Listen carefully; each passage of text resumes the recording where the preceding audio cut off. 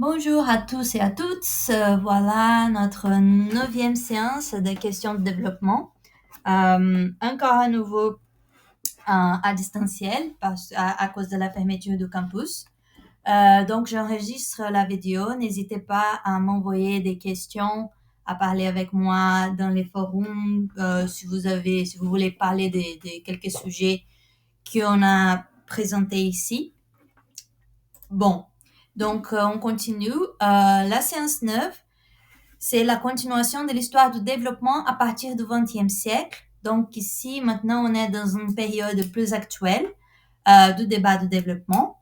On parle de la période néolibérale. Juste un petit récapitulatif des dernières séances. On a vu qu'il y a eu une réorientation des stratégies de développement dans la périphérie, dans les pays en développement, on dirait, à partir des années 80. OK? Qu'est-ce que ça veut dire? Ça veut dire les politiques qu'ils ont adoptées pour se développer. Non, pardon. Les politiques qu'ils ont adoptées pour se développer. Et cette réorientation des stratégies de développement, elle vient des transformations au niveau mondial, ok, des transformations historiques au niveau géopolitique qui en a vu pendant la séance 7. Et il y a eu aussi, pendant les années 70, un changement au niveau des théories. Donc, on a eu des changements dans les contextes historiques et il y a aussi des changements au niveau des théories de développement. Donc, tous ces contextes des transformations dans les années 70 ont contribué pour un tournant des stratégies de développement dans la périphérie à partir des années 80. Les politiques qu'ils doivent et qu'il était possible pour eux d'adopter et qui ont été encouragées dans la périphérie, elles ont changé. Et ça, c'est l'histoire de cette séance. Quelles sont ces nouvelles politiques qui ont été proposées à la périphérie et qui ont été en fait pas que proposées, ont été un peu, on dirait, forcées dans la périphérie à cause des accords de dette. Donc ça, c'est l'histoire de cette séance. Et la séance 8, c'était une séance, donc la séance dernière, ok, notre dernière séance, c'était une séance dédiée à la dette, à parler de la dette, parce qu'en fait, on n'a pas vraiment comment comprendre, il n'y a pas un moyen de comprendre les défis pour de développement, les pays les pays moins riches, ils font face à ni pendant les années 80, ni aujourd'hui, sans comprendre l'histoire de la dette. Si vous n'avez pas eu l'opportunité d'être là dans notre séance, je vous invite à regarder il y a un dossier sur iCampus qui s'appelle Dette publique. Là, il y a tout un tas de textes qui expliquent les liens entre l'histoire de la dette publique et les développements. On montre que la dette publique, elle n'est pas un chiffre, ok, elle est un champ de bataille. Elle est en conflit d'intérêts. Elle sert des justifications pour des raisons, des narratives, on dirait, des récits pour mettre en place certaines politiques et pas d'autres. Donc, ce sont des textes qui vont pas tomber, qui seront pas demandés pour l'examen, ok? Mais la vie, elle est plus importante que les examens. Ici, on veut vraiment être des chercheurs et comprendre les défis de développement pour les pays moins pauvres aujourd'hui. C'est impératif de comprendre la question de la dette. Et ça, j'ai essayé de montrer un peu ça pendant la dernière séance. La dette, elle a servi de porte d'entrée pour cette nouvelle approche de développement dans la périphérie. On va voir aujourd'hui que ça a été à cause des accords de dette. Mais en gros, j'ai montré que la dette, elle est un sujet hyper actuel et qu'il y a plein d'idées reçues il faut pas tomber dans ces idées reçues-là. Comme l'histoire les pays en développement, ils ont une dette importante parce qu'ils dépensent trop, ils sont un mauvais gestionnaire de leur argent. Bon, ça, c'est pas nécessairement vrai, ok? Ça peut être vrai, Mais on avoue aussi que dans les pays développés, dans les pays en développement, il y a très souvent, la dette publique, elle augmente pour absorber justement une dette qui serait autrement une dette des particuliers. Donc, c'est pas l'État va très souvent sauver les privés et c'est pour ça que la dette publique augmente, change des niveaux. Bien évidemment, ça peut arriver aussi que la dette publique elle augmente à cause des gaspillages des ressources, des mauvaises gestions, mais c'est important de ne pas tomber sur les idées reçues, ok, qui les problèmes de dette, ils sont qu'à cause des mauvaises décisions des gouvernements. Ça, c'est une lecture hyper simplificatrice de la question de la dette publique. On va pas parler de ça tout à nouveau, mais je vous invite franchement à s'intéresser à la question de la dette parce que, à mon avis, c'est la principale question de développement dans la période néolibérale, qui c'est la période où nous vivons. Bon, mais l'important, c'est qu'on avoue aussi que pour les pays en développement, ils font face à des défis spécifiques, ok, dans la question de la dette. La charge de la dette, elle a tendance à être encore plus lourde pour les pays en développement. Et pourquoi? Bon, exemple, moi, je suis Burkina Faso et l'autre gouvernement, il est à France. Donc, imaginez-vous, il y a un investisseur, ok, il y a quelqu'un avec plein d'argent, et les deux gouvernements, ils ont besoin d'argent, donc ils vont prêter. Les gouvernements de la France, ils prêtent, ils empruntent, je suis désolée, ils empruntent, ok, il va faire des prêts, ça c'est la dette publique, et les gouvernements de Burkina Faso aussi.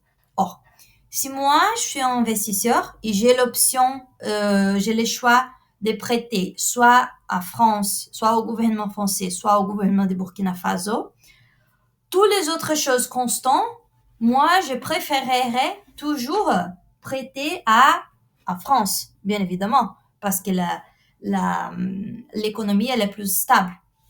Donc, comment est-ce que les Brésil, la Thaïlande, les Burkina Faso, n'importe, comment est-ce que les pays moins riches et moins stables, ils vont attirer des investisseurs, ils vont attirer l'argent, ils vont attirer des gens qui sont prêts à prêter pour eux. Bon, ils vont offrir des taux d'intérêt plus élevés. Donc, on avoue cette histoire des taux d'intérêt dans la séance dernière. Imaginons ici, j'ai emprunté 100 euros, ok? Et les taux d'intérêt, les intérêts sont cette surplus que j'ai payé. Ça, c'est la dette. La dette, c'est quand je prends une somme d'argent et je suis censé donner cette somme d'argent et en plus, en excédent, en retour. Et combien je vais payer en plus, ça dépend du taux d'intérêt. Donc, imaginez-vous que les taux d'intérêt, c'est des 1%. Donc, je paye ce que j'ai prêté, ce que j'ai emprunté, désolé. Je paye ce que j'ai emprunté plus 1%, ok? Mais si les taux d'intérêt augmentent, si les taux d'intérêt passent des 1% à 20%, je suis censé rembourser ce que j'ai prêté plus 20%, plus une somme beaucoup plus importante. Et on avoue qu'en fait, pendant les années 70 et surtout en 79, à partir de 79, les taux d'intérêt des prêts de la dette de la périphérie, elle a augmenté très rapidement et et elle a augmenté trop. Et elle a passé de 4% à 20% dans quelques mois à cause des décisions des États-Unis liées au taux d'inflation aux États-Unis. Donc, rien à voir avec une décision des économies en développement. Ok, c'était une décision externe. Mais de toute façon, les taux d'intérêt, la charge de la dette pour la périphérie, c'est que les pays de la périphérie devraient rembourser pour leurs prêts a augmenté très rapidement d'une façon et d'une façon très forte. Bon. Donc, c'est ça l'histoire des taux d'intérêt. Donc, aujourd'hui, Et on va dire, je vais vous montrer qu'en fait, la dette, elle a servi comme la porte d'entrée par ces nouvelles politiques, ces nouvelles façons de faire des politiques de développement dans la périphérie. Et ça, c'était à cause des accords sur la dette. OK? Donc, on avoue qu'il y a eu une crise de la dette publique dans les années 80 et ça a servi pour des accords de dette entre les pays riches et les pays moins pauvres. Et avec ces accords, on avoue l'imposition de nouveaux types de politiques de développement dans la périphérie. Donc voilà, ça, c'est la séance d'aujourd'hui. On va parler de la crise de la dette dans les années 80 et comment est-ce que la crise de la dette a conduit à une nouvelle approche pour le développement dans la périphérie. On va commencer avec les accords de dette. Après, on va parler de c'est quoi l'idéologie néolibérale qui est derrière les accords. Et ça, c'est important parce qu'on vit toujours dans une période guidée par l'idéologie néolibérale, ok? Donc, si on parle des réformes des retraites aujourd'hui, il faut comprendre quelle est l'idéologie qui mène les gouvernements, comme les gouvernements actuels, à mener cette réforme. Il y a une idéologie néolibérale, un discours, une façon de penser l'économie, les politiques qui elle est néolibérale. Donc, il faut comprendre c'est quoi cette idéologie. Et on va voir les résultats et les conséquences des accords de dette dans la périphérie. Voilà. Donc, on commence par la crise de la dette dans les années 80. Donc, on est ici à la fin des années 70, ok? Et on a vu les facteurs qui ont conduit à la crise dans, justement, entre 79 et les années 80. Et c'est comme une avalanche. Tout commence à dégringoler en même temps.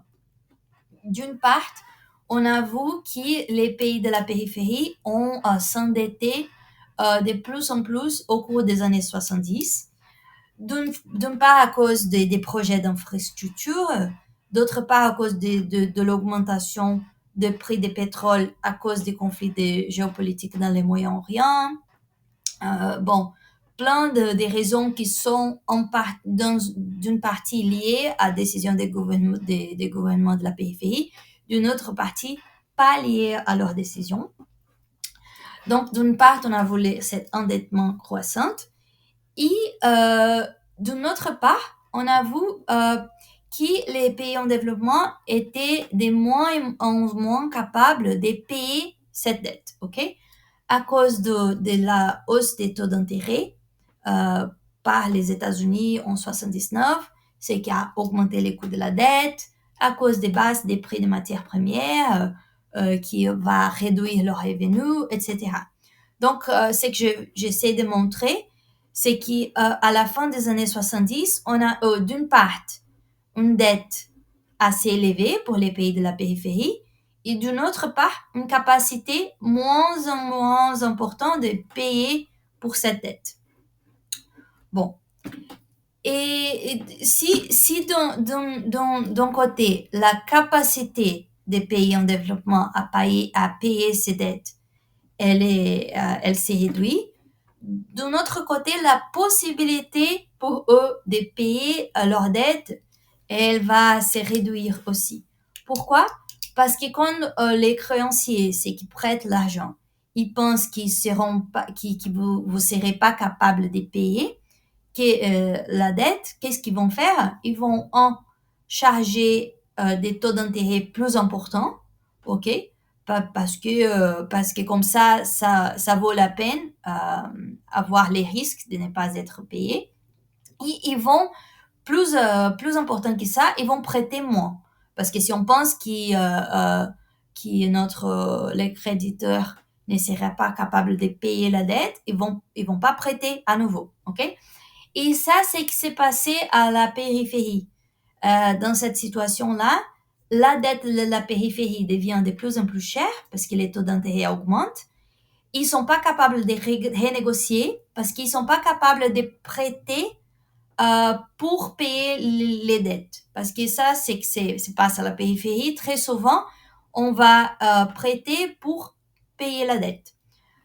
Donc, qu'est-ce qui se passe dans la périphérie à cette époque-là? Non seulement la charge de la dette devient de plus en plus lourde, mais la possibilité pour les pays à la périphérie de prêter pour payer les dettes qui sont en train de on dirait qu'ils sont dans la date limite. Ça diminue, ils seront pas capables de prêter pour ça. Et donc, comment est-ce que les pays en développement vont obtenir l'argent pour payer ces dettes qui sont en train qui sont en train d'arriver à la date limite? La réponse est qu'ils vont pas, en fait, trouver cet argent. Et donc, dans cette contexte où la charge de la dette pour la périphérie augmente et les prêts sont en train de diminuer parce que les gens ne vont pas, les banques étrangères ne sont pas prêtes, ne sont pas intéressés à continuer à prêter à la périphérie parce qu'ils pensent qu'ils seront pas capables de rembourser la dette. Qu'est-ce que ça arrive? Bon, si jusqu'à les années 79 presque, il y a une entrée nette des ressources dans la périphérie. Donc ça, c'est l'argent qui rentre dans la périphérie, ok? À partir des années 80, qu'est-ce qu'ils ont? Ils sont censés rembourser la dette qu'ils ont prêtée. Il n'y a pas de nouveaux argent qui rentrent. Donc, il y a un fonds de refinancement. Il a une sortie nette des ressources de la périphérie ici. Et ça c'est pour l'Amérique latine, qui était la région la plus affectée. Si avant les années 80, l'Amérique latine recevait à chaque année à peu près 2-3% de son PIB en forme d'argent de l'extérieur qui rentrait dans la périphérie, dans les pays latino-américains, à partir des années 80, parce qu'ils sont censés rembourser la dette et ils n'ont pas de nouveaux prêts pour rembourser la dette, il y a une sortie nette des ressources et à chaque année, environ 6 ou 7% du PIB de la périphérie, des pays latino-américains, sort du pays en forme notamment de charges de la dette, en forme notamment des paiements des intérêts pour la dette. Ok? Donc ça, c'est une crise. Ça, c'est une crise de développement parce que, imaginez-vous, cette quantité d'argent, presque 10% de PIB des pays qui sort. Et avant, il y avait d'argent qui rentrait à chaque année. Ok? Donc ça, c'est vraiment une situation de crise. Bon. Et qu'est-ce qu'on a aussi pendant les années, bon, ça c'est que je viens de dire, que pendant les années 80, des pays en développement, ils deviennent de net exporters of financial resources. Ça veut dire que l'argent, il cesse de rentrer, il commence à sortir de la périphérie. Ça, c'est un rapport des Nations Unies qui parle de cette période de la dette. Je le trouve très intéressant.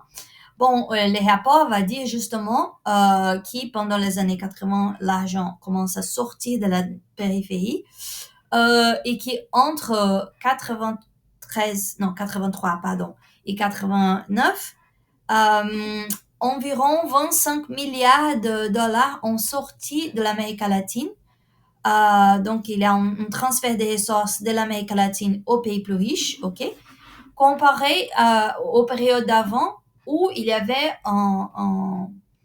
la réception, un solde positif de 13 milliards d'euros qui rentrait.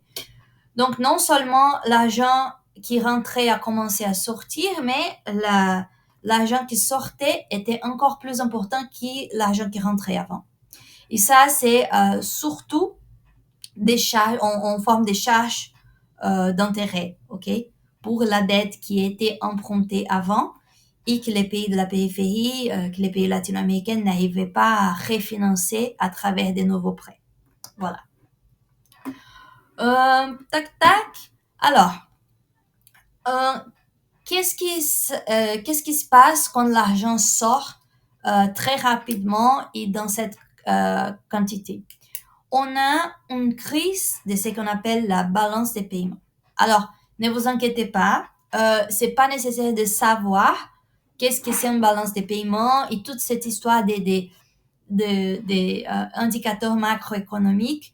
Donc, c'est diapo ici, vous avez pas, c'est pas nécessaire de prendre la tête, de s'en soucier, de mémoriser ça pour l'examen. Ce que je veux, c'est que vous compreniez quels étaient les problèmes, ok? Donc, prenez ça légèrement. Ce que je suis en train d'expliquer, c'est quand l'argent, il sort de la périphérie, dans ce rythme-là, il y a un problème de ce qu'on appelle la balance des paiements. La balance des paiements d'un pays, c'est les soldes, on dirait les soldes entre l'argent qui rentre et l'argent qui sort du pays. N'importe si ça vient de l'argent des exportations, si ça c'est l'argent qui vient à travers de la dette, etc. C'est le solde en dollars. On peut penser un peu, c'est comme les soldes de notre compte bancaire, ok? Les balances de paiement, c'est une mesure importante pour les pays en développement. C'est parce que c'est une mesure de la capacité du pays de payer pour ses importations, de payer pour ses dettes, etc. Parce que c'est un solde en dollars. Donc, pour payer les importations en dollars, pour payer la dette qui c'est en dollars, etc., il faut qu'il y ait des dollars qui rentrent. OK? Donc, quand on n'a pas des dollars qui rentrent pour payer ce qu'il faut payer en dollars, on a une crise des balances de paiement. Donc, dans ces cas-là, à cause de cette sortie nette des ressources, on a des crises des paiements partout dans la périphérie. Et ça a commencé en Argentine, au Brésil, au Chili, au Mexique, au Pérou. Bah, c'était la cata. Alors, qu'est-ce qui se passe? Quand on a une crise de la balance des paiements, à cause de comment les économies fonctionnent, on a des changements au niveau de taux d'échange, ok? Et les taux d'échange vont avoir un impact sur l'inflation et ça va avoir un impact sur la croissance. Donc, on a normalement récession avec moins de croissance, plus de chômage, etc. Alors, ne vous inquiétez pas, ça c'est vraiment une chose assez économique, cette histoire de comment une variable macroéconomique va affecter l'autre. Vous pouvez rechercher, faire vos recherches si vous voulez. Ici, je ne vais pas rentrer dans cette histoire de pourquoi la crise de la balance des paiements va causer l'inflation et la récession, parce que ça passe pour des discussions économiques, ce qui n'est pas vraiment le cas ici. Mais bon, croyez-moi, quand on a eu cette crise de la balance des paiements, beaucoup d'argent qui sortait, pas beaucoup d'argent qui rentrait, il y a un problème massif d'inflation à la périphérie et des récessions, ok, des problèmes de croissance.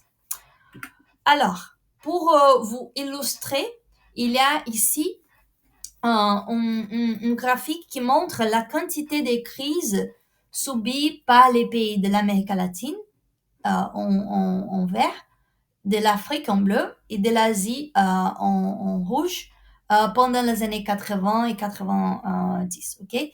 Ici, on a des crises de taux d'échange de la monnaie, les crises d'inflation, les crises de marché financier, les crises de la dette domestique, de la dette externe et les crises bancaires.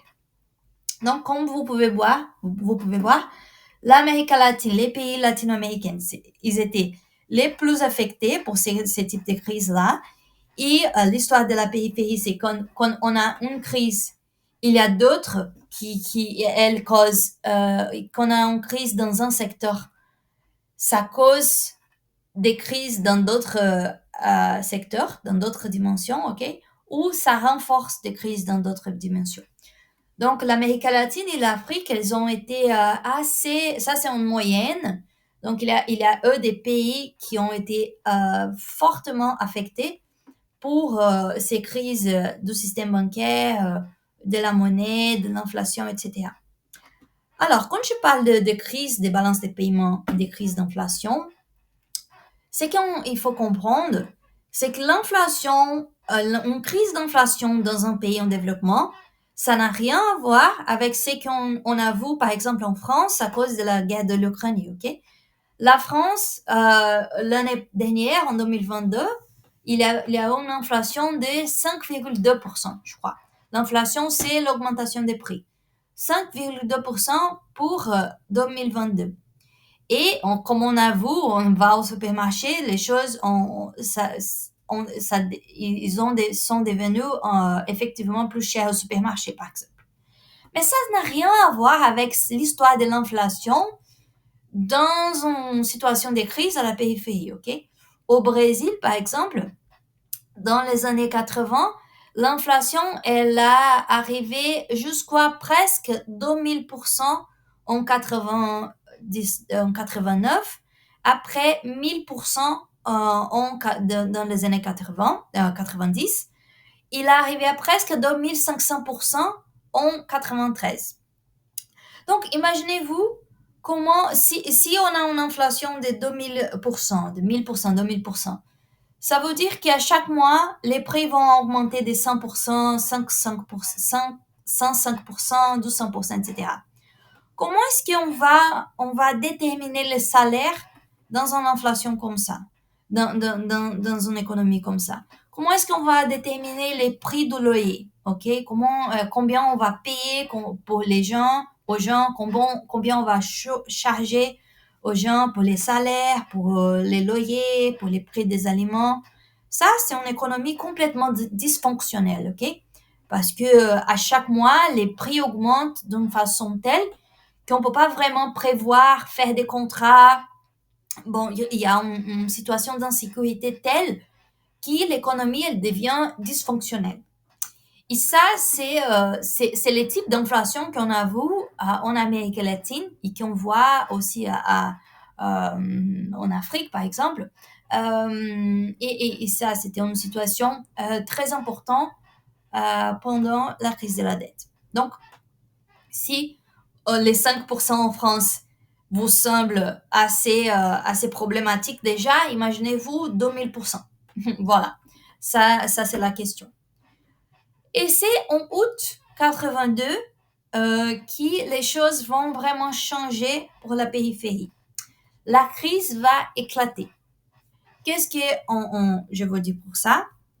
Bon, on avoue qu'aux pays en développement et surtout en Amérique latine, ça devient au cours des années 90 et 80 et les débuts des années 80, ça devient de plus en plus difficile pour eux de payer leurs dettes. Il y avait l'argent qui sort. Ok?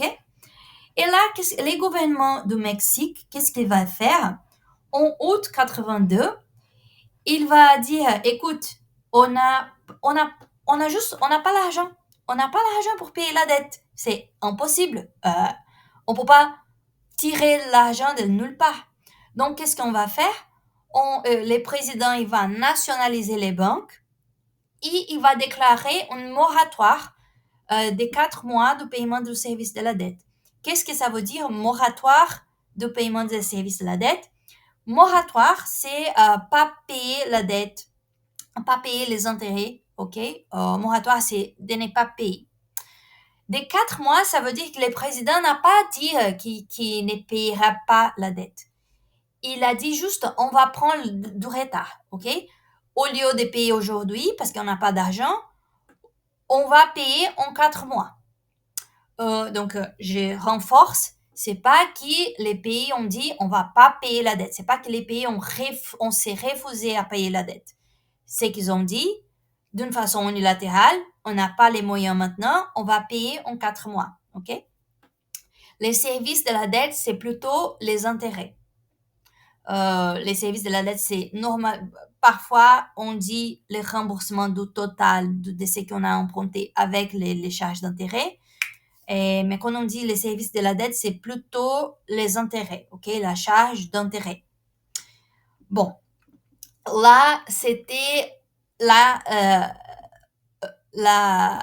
ça, c'était une situation catastrophique. Cette situation a entraîné une crise généralisée dans la périphérie. Il y a vraiment une boule qui a éclaté quand le président du Mexique a dit ça. Ça a créé une crise dans la périphérie et en panique aux États-Unis. Donc, ça, c'est l'histoire du monde. Quand on a une crise et les paniques, normalement, ça fait bouger les choses. Et comment est-ce que ça fait bouger les choses à la périphérie? Bon, d'un côté, on a la crise généralisée à la périphérie. Qu'est-ce que je veux dire avec l'histoire des crises généralisées? Ce que je veux dire, c'est que ça a ouvert la voie pour que plusieurs pays de la périphérie se déclaraient aussi en situation de surendettement et d'incapacité de paiement qui a amené au défaut de paiement. Ça veut dire on peut pas payer la dette, donc on va pas les payer. Au moins pas dans les délais qui étaient accordés avant.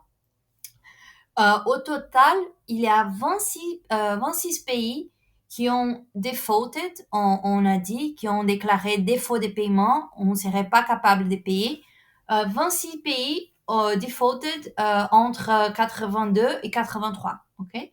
Et il y a d'autres 29 au plus au cours des années 80.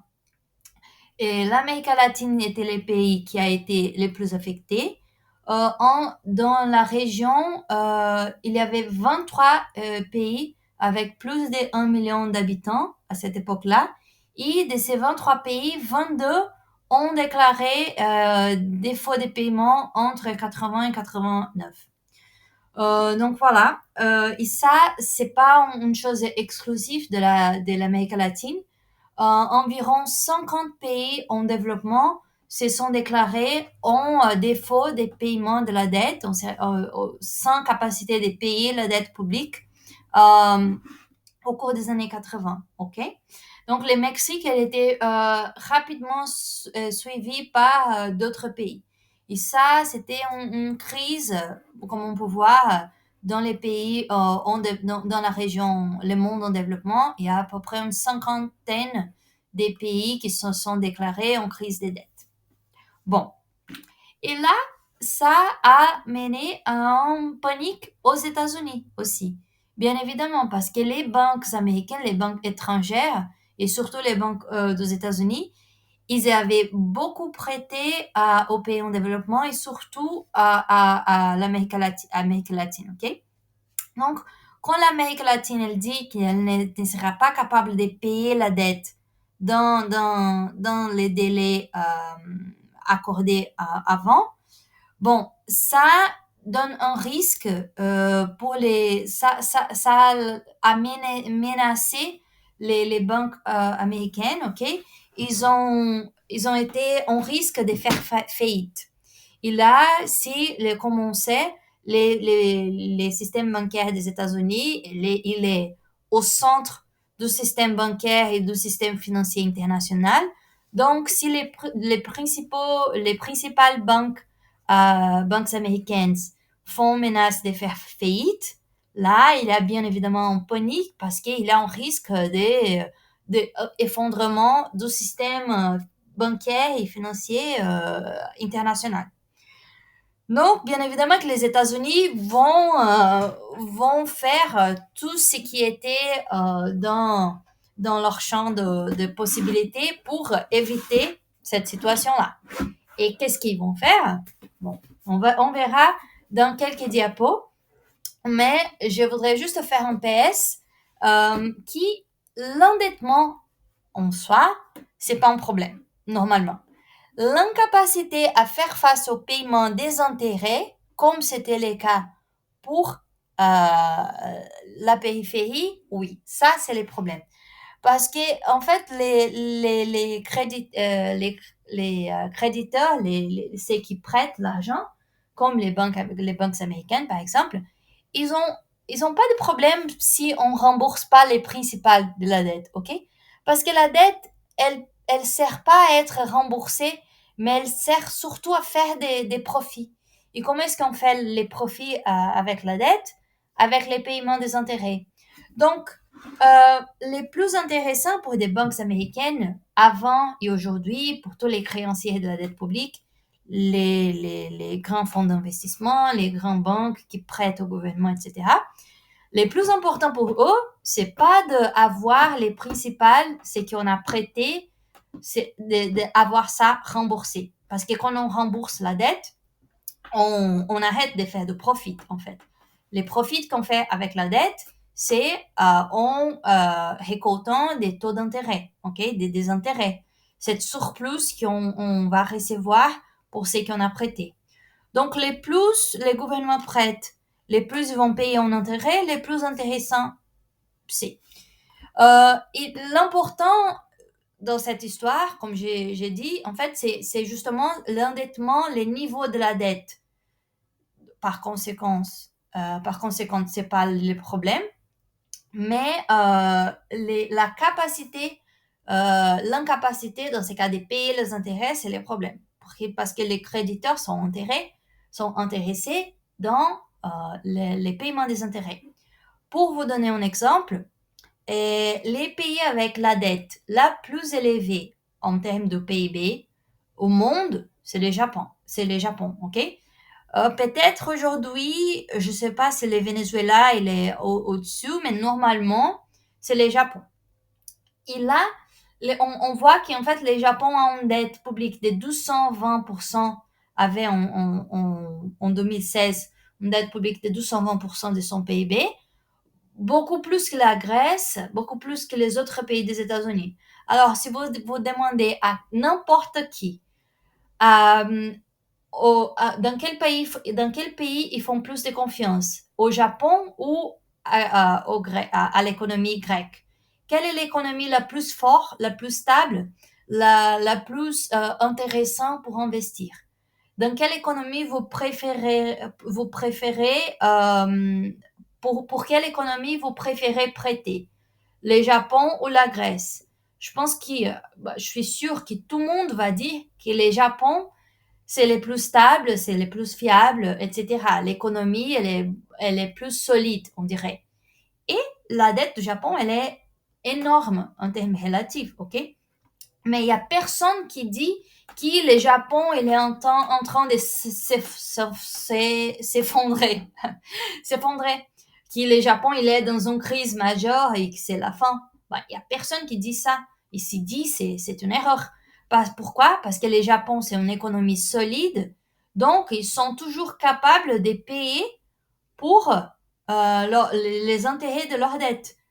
Et donc, il y a toujours des gens qui prêtent à eux. OK? Juste une autre comparaison.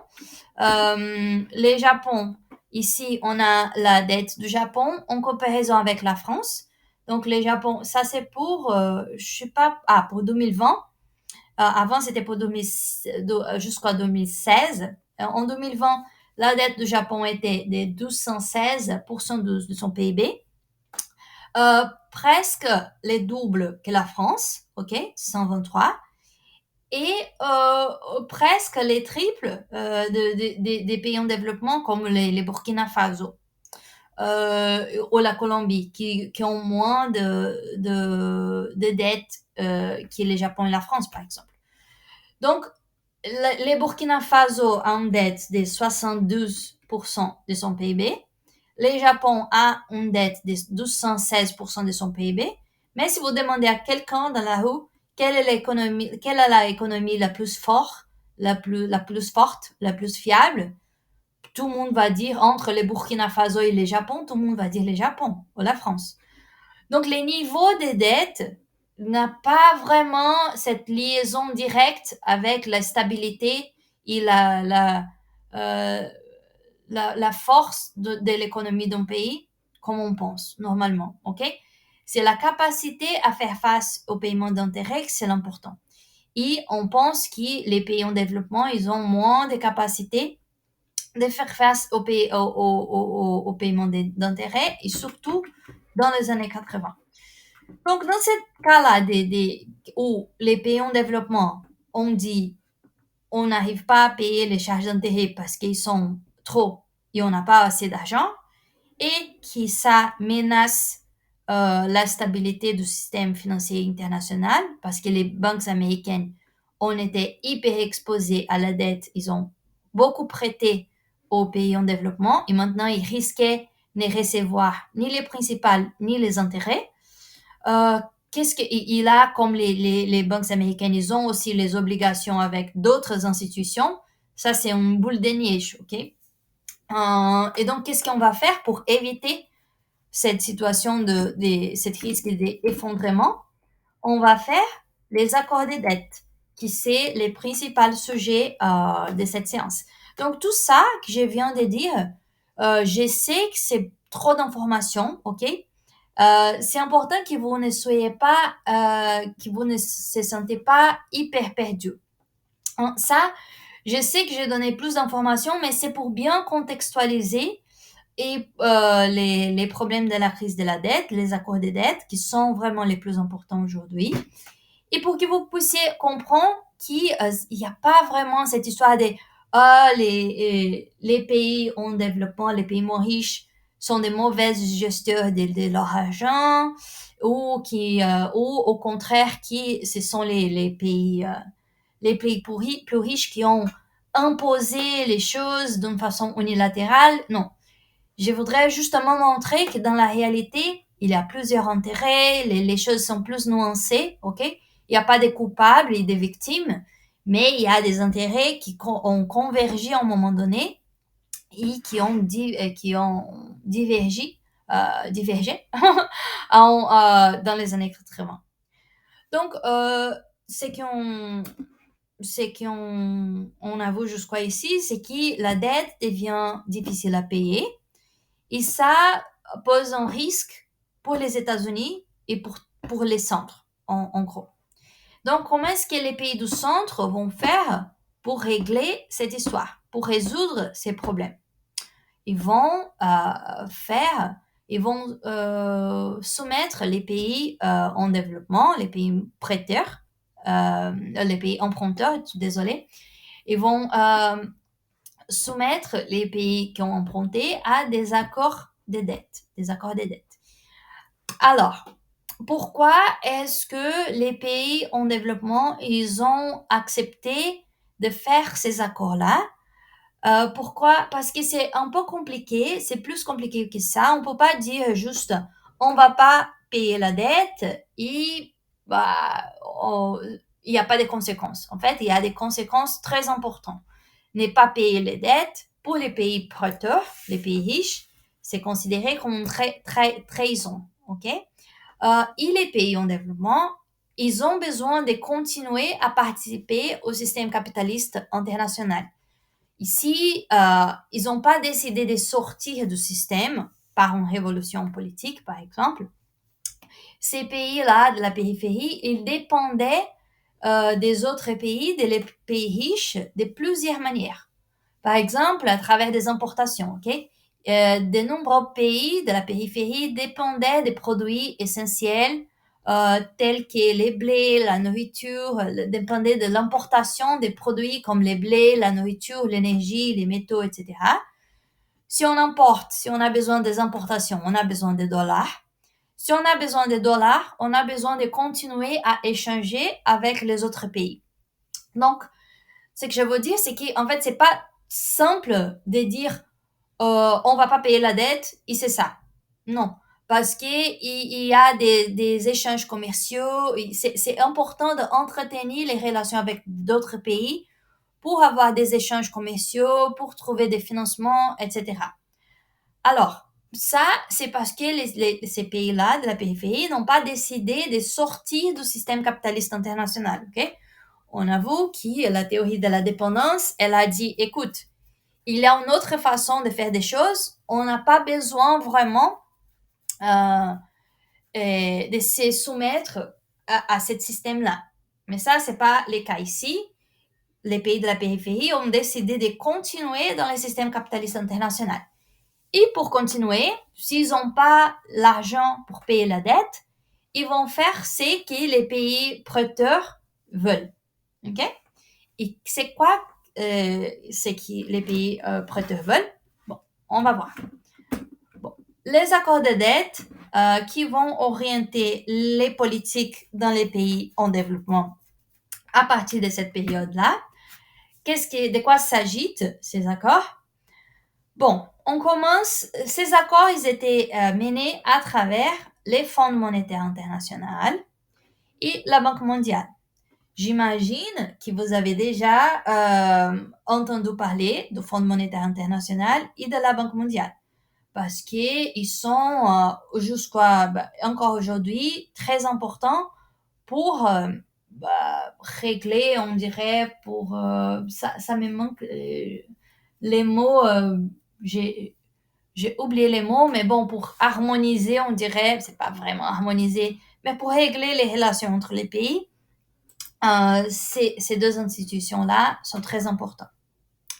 Bon, ça, c'est ce qu'on appelle les institutions financières internationales, parce que c'est pas un gouvernement qui est à la tête de ces institutions, mais on va voir qu'en pratique, il y a bien évidemment des gouvernements spécifiques.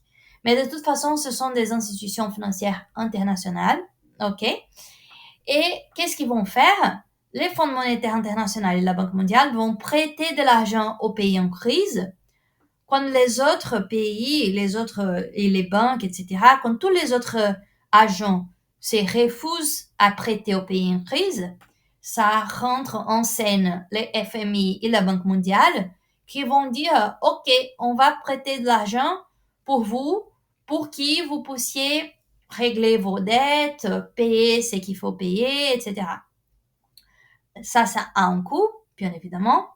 Mais je pensais que ce serait intéressant avant de commencer, comme ça c'est une chose hyper actuelle jusqu'à maintenant, je pensais que ce serait important de donner quelques clarifications à propos de c'est quoi les Fonds monétaires internationaux et la Banque mondiale, dans quelle mesure ils sont similaires, quelle est la différence entre eux, etc.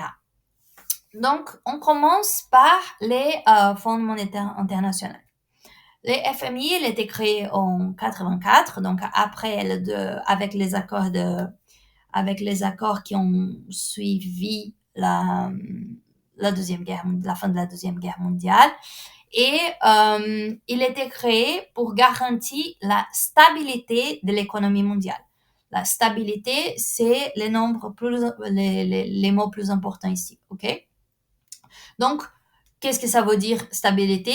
Toujours quand il y a des pays qui sont en crise, les FMI va fournir de l'assistance financière.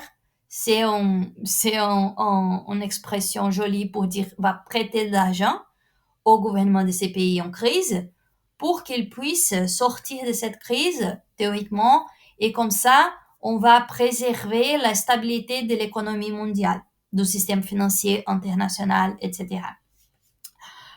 Il y a 190 pays membres dans la FMI et il est contrôlé par les pays membres. Mais pas de toute façon. Qui a vraiment les voix dans le FMI? Bon, chaque pays va avoir un certain nombre de voix, un pouvoir de vote, ok? Et ça va varier en fonction de sa contribution financière. Donc, différents gouvernements vont donner de l'argent au FMI pour que les FMI puissent prêter au pays, ok? Et donc, les plus d'argent vous donnez au FMI, les plus de voix, les plus de votes vous avez. Donc, carrément, forcément, les pays plus riches vont avoir plus de pouvoir dans le FMI.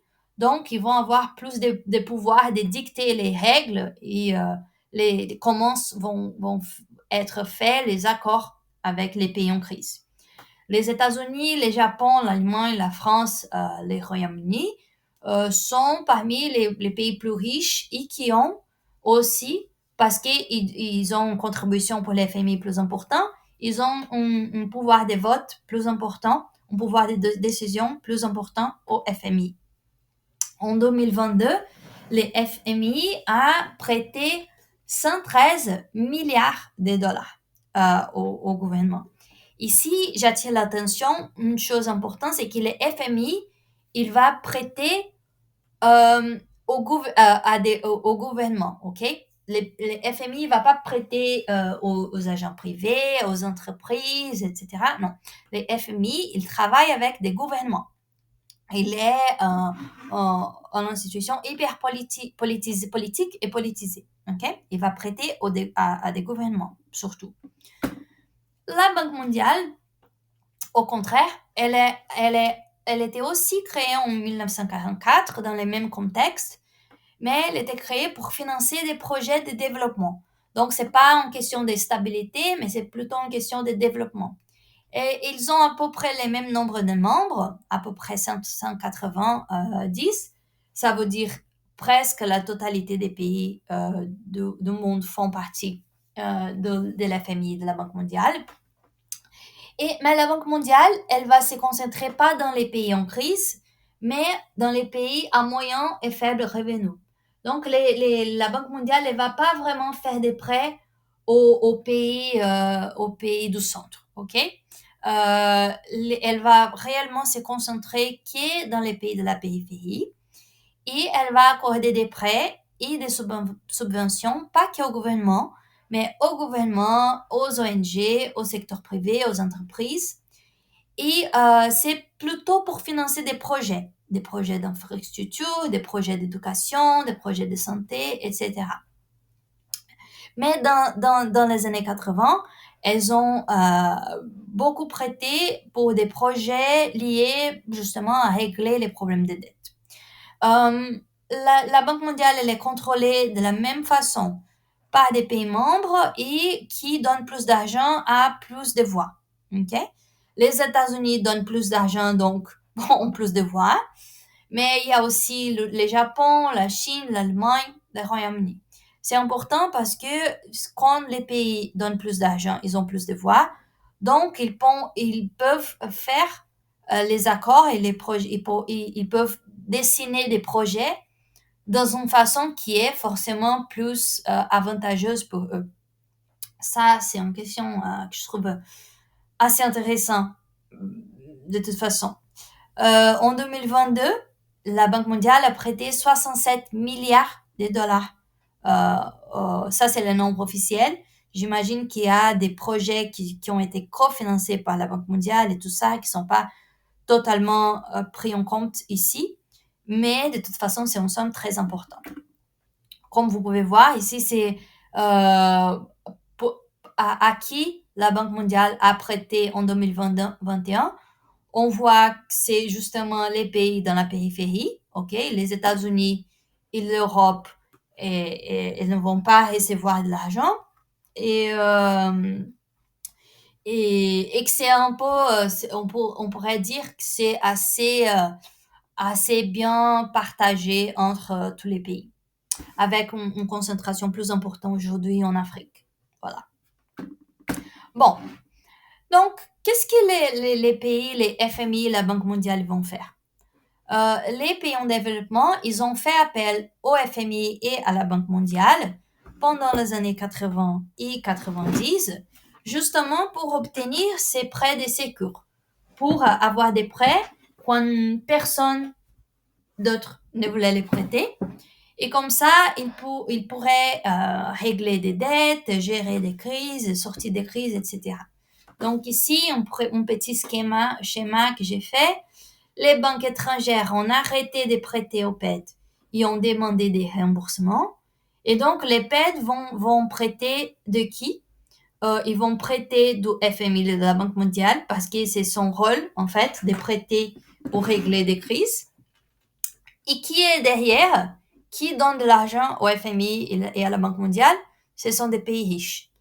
Donc, en gros, ce que je vois attirer l'attention, c'est que les pays riches, ils prêtaient à travers les FMI et la Banque mondiale pour les pays en développement, pour payer la dette avec les banques des pays riches, ok?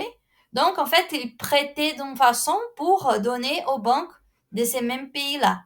C'était vraiment dans l'auto-intérêt qu'ils ont fait ça.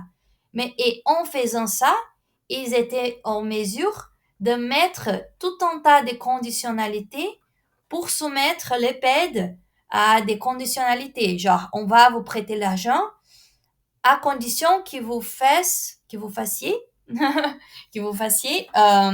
que je veux. Voilà. Et on va voir c'est quoi quelles étaient les politiques qu'ils ont imposées. Bon, dans les années 80, et à partir des années 80-90, il y a plus de 100 pays qui se sont engagés dans des accords avec les FMI. Et comme il y a eu beaucoup plus d'accords avec la Banque mondiale. Les accords avec la Banque mondiale, c'est un peu plus difficile à mesurer parce que la Banque mondiale ne prête qu'au gouvernement, elle prête aussi à des entreprises, ONG, etc. Donc, c'est plus difficile de faire les calculs. Mais de toute façon, la quantité d'accords avec les FMI, la Banque mondiale, a augmenté énormément pendant les années 80 et la plupart des pays en développement se sont engagés avec des accords avec les FMI, la Banque mondiale, pendant cette période-là. OK? Bon. Tac, tac. Donc, les accords de dette. En échange pour avoir ces prêts-là, des secours, les pays en développement, ils étaient censés accepter de mettre en œuvre des réformes, ok? Donc certaines politiques qu'on appelle des conditionnalités. Alors, ces programmes de réformes qui ont été imposés à la périphérie suite aux accords de dette, on appelle ça des programmes d'ajustement structurel, PAS. Donc, programme d'ajustement structurel, c'est une expression très connue dans l'économie de développement. Et c'est justement cet ensemble de réformes qui ont été imposées à la périphérie à travers des accords de dette avec les FMI et la Banque mondiale. Les accords et les programmes d'ajustement structurel qu'ils ont entraînés. Et la période officielle, elle va à peu près des années 80 aux années 2000, mais l'apogée de cette période a été réellement dès la moitié des années 80 jusqu'à la moitié des années 90. Il y avait l'idée qu'il fallait, et pourquoi ils ont imposé cette conditionnalité? Parce qu'il y avait une idée qu'il fallait remettre les pays sur la bonne voie. Donc, l'idée, c'est que ces pays-là, de la périphérie, ils ont rentré dans cette crise parce qu'ils avaient une mauvaise gestion de ces politiques. Et donc, on va faire d'autres politiques pour qu'ils puissent stabiliser leur économie et se récupérer. Okay? Donc, l'objectif théorique de ces programmes, de ces politiques-là, de ces conditionnalités, c'était justement de faire des politiques qui permettraient de réduire la dette publique, de contrôler l'inflation et après de relancer la croissance, de réduire la pauvreté, etc.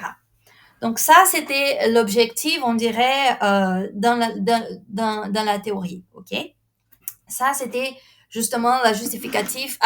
On va imposer ces conditionnalités-là parce que si on donne simplement l'argent aux pays en développement, mais on les laisse faire ce qu'ils veulent, ils vont faire les mêmes politiques qu'ils ont fait avant, donc ils vont rentrer en crise encore à nouveau.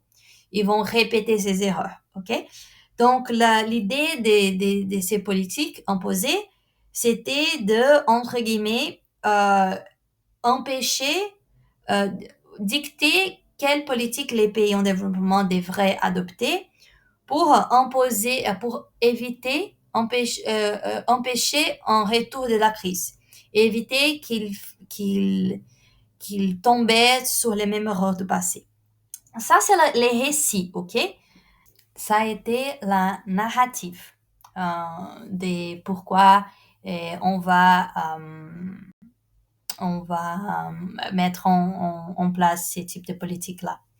Alors, parfois, souvent de façon implicite, parfois même de façon explicite dans les contrats, le plus important de ces politiques-là, c'était d'assurer la continuation du service de la dette, d'assurer que les pays en développement, ils seraient en mesure de continuer à payer leurs dettes. OK? Donc, ces politiques-là qui ont été imposées, et on va parler, je vais les préciser dans quelques diapos. Les buts, c'était, dans une certaine mesure, d'éviter que les pays dépensent dans d'autres secteurs pour qu'ils puissent avoir d'argent pour payer leurs dettes. OK? Les cas du Brésil, il était dans les cas du Brésil, c'était très évident. Avec l'accord du FMI, ça a imposé une règle où les gouvernements du Brésil, ils devraient, séparer une partie de son argent pour payer la dette publique. Et ça, c'était un argent qui était souvent sacrifié, qui était en gros sacrifié des dépenses en infrastructure et en services publics. Donc, on va dépenser moins en infrastructure et en services publics pour qu'on puisse avoir de l'argent pour payer la dette. Dans le cas du Brésil, ça c'est la règle des superávit primário, de superávit primaire. Mais dans chaque pays, il y a eu plusieurs façons de faire ça. OK. Bon. Et quelle politique exactement qui était menée en place? Pour comprendre quelles étaient les politiques qui ont été imposées, il faut comprendre comment est-ce qu'on va dessiner ces politiques-là. Si on va pas faire les politiques qu'il y avait avant dans les PED, quelles sont les politiques à adopter? Bon, comment est-ce qu'on va décider quelle politique adopter? Il y a toujours des théories qui vont orienter notre façon de penser, non? Donc, il faut parler des idées qui étaient derrière les accords. Donc, c'est quoi l'idéologie néolibérale, le néolibéralisme, les consensus de Washington? C'est quoi cette idéologie qui a orienté la façon de dessiner des accords, quelles politiques les pays en développement devraient adopter, etc. Bon. Lors de la séance 7, on a vu que la réorientation de la trajectoire de développement de la périphérie, elle peut être expliquée d'un côté par des changements sur les plans historiques qu'on vient de voir, qu'on a vu pendant toutes ces séances-là, géopolitique, histoire du pétrole, histoire des commodities, histoire des taux d'intérêt aux États-Unis, endettement, tous ces changements de plan historique. Mais en même temps, il y avait des changements au niveau théorique aussi, qui étaient en train de se passer au même moment, ok? Donc, on a vu le contexte historique, et maintenant, j'ai dit quelque chose à propos des changements au niveau historique qui étaient en train de se passer, d'avoir lieu à la même période. Et ça, c'est nécessaire pour comprendre quel type de politique ont été menées à travers les accords. Bon, on a vu les changements historiques, mais qu'est-ce qui s'était en train de se passer au niveau des théories du développement dans les années 70? Bon, à partir des années 70, il y avait tout un tas d'économistes qui disaient que ce qui était en train de passer dans la périphérie, c'est que toutes ces crises-là, il était en évidence de l'échec des politiques, des décisions que les gouvernements de la périphérie, ils ont pris. OK? Donc, c'est une idée qu'on avoue, c'est une idée qui, elle peut être assez débattue, la crise, elle était seule une conséquence des décisions des gouvernements de la périphérie. Ils auraient avoir pris des décisions, des mauvaises décisions, parce qu'ils ont attribué un rôle central à l'État. Ça, c'était, on avoue, qu'est-ce que les pays de la périphérie, ils ont fait pendant les années 50 jusqu'à 70. Ils ont adopté des stratégies où il y avait un rôle central de l'État. Ils ont priorisé l'industrialisation, la production pour les marchés nationaux. Et en fait, ces économistes-là, ils ont dit que ça, c'était justement Ça, c'était des mauvaises décisions et c'est ça qui a mené à la crise. Et ce que ces économistes ont proposé, c'était la solution inverse. En fait, pour se développer, il fallait réduire les rôles de l'État, favoriser les libre-échanges, orienter la production vers les exportations, les marchés internationaux. Donc, tous les contraires de ce que les pays en développement ils avaient fait jusqu'à maintenant. Bon. On appelle ça les économistes néoclassiques parce que cette histoire des moins d'intervention de l'État, et libre-échange, etc., ça, c'est juste, ils ont révisité les idées des économistes classiques. Ricardo, Smith, on a vu ça au début de cours, ok? Bon, pourquoi cette résistance contre l'État? Je ne vais pas vraiment rentrer dans les explications de ça, parce qu'on a déjà parlé de ça pendant le cours avant. Et quand même, je vous envoyé, il y a sur iCampus, j'ai parlé, il y a 2 vidéos sur iCampus. Et je vais vous envoyer aussi, je sais pas quand, mais on a déjà parlé de ça. Il y a ces 2 vidéos-là qui expliquent avec beaucoup plus de détails qu'on pourrait voir ici. Pourquoi les économistes classiques et après les néoclassiques, ils ont cette résistance contre l'intervention de l'État. Pourquoi ils pensent, mais de toute façon, donc les explications sont ici. Je vous invite à voir ces 2 vidéos-là. De toute façon, ça c'est un débat très actuel, ok? La réforme des retraites en France, par exemple, les sujets de mobilisation aujourd'hui, ça c'est un exemple d'une vision néolibérale de l'État. Là, il y a une idée que il faut réduire l'intervention de l'État, il faut laisser les marchés décider la production des prix des salaires. Quand on dit laisser les marchés décider les choses, ça peut être les marchés des biens et services, ok, où on laisse les producteurs et les consommateurs se mettre en accord pour décider quel est le prix idéal, sans que l'État produise quelque chose. Ça peut être dans les marchés du travail, où on laisse des employeurs et des employés se mettre en accord pour décider quel est le prix idéal, sans que l'État les force à agir d'une certaine manière ou d'autre. Donc, il y a toujours ceux qui offrent quelque chose, ceux qui demandent quelque chose, et l'État ne va pas intervenir dans ces décisions-là.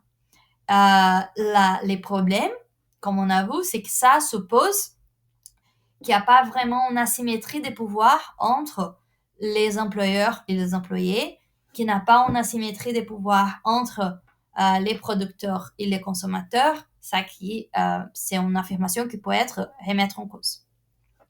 Donc, mais on ne va pas s'attarder ici.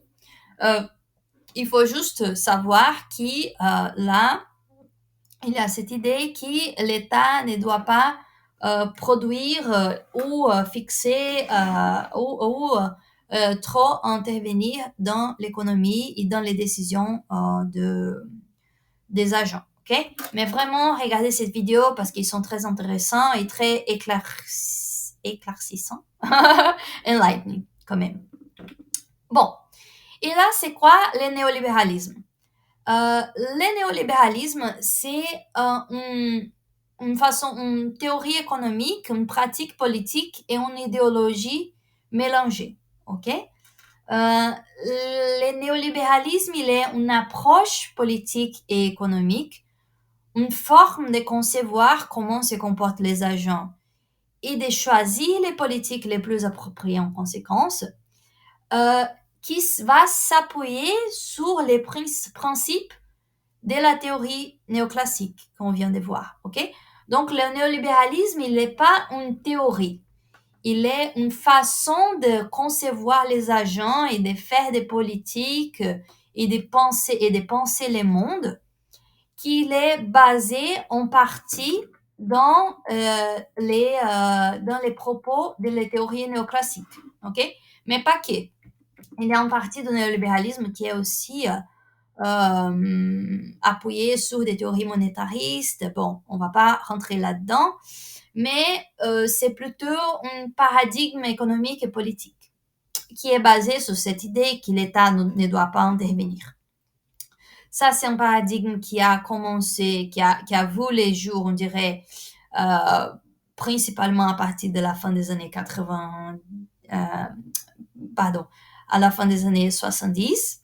Ici, on a Margaret Thatcher, qui était la première ministre du Royaume-Uni entre 79 et les années 90, et Ronald Reagan, qui était le président des États-Unis entre 81 et 89.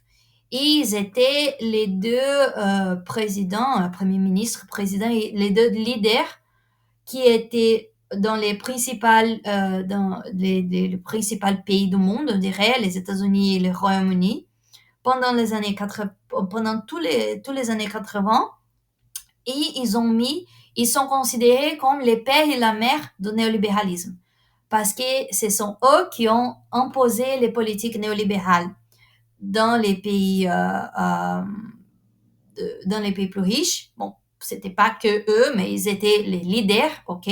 Ils ont été à la tête de ces mouvements-là dans les pays plus riches, et par conséquent, ils sont aussi dans la tête des accords à la tête des accords avec les pays en développement pendant cette période-là.